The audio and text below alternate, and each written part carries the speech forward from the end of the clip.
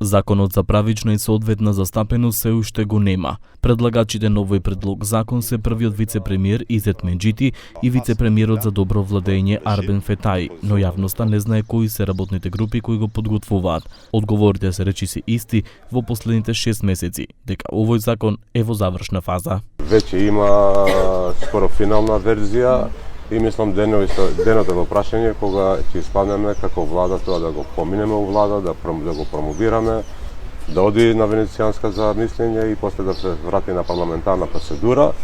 Но во меѓувреме, значи откако настапи проблемот со балансерот, па се додека законот ќе биде валиден, значи ќе имаме конечна верзија и валиден закон, правичната застапеност важи, има политички договор да се почитува правичната застапеност и без балансер и без закон за правичната застапеност во овој период. Од друга страна, Фетаи нагласува дека оваа недела се очекува да се одржи последниот состанок на ниво на експертска група. Jemi në faza finale të konsultimeve brenda koalicionit, brenda grupit punues. Jo, deadline nuk mund të vënojmë në këtë drejtim.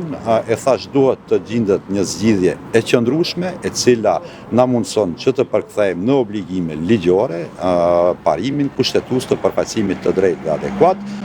Kemi diskutime thujse në bazat ditore në kuadër të ekipit që është duke përgatitur dhe finalizuar këtë projekt ligj.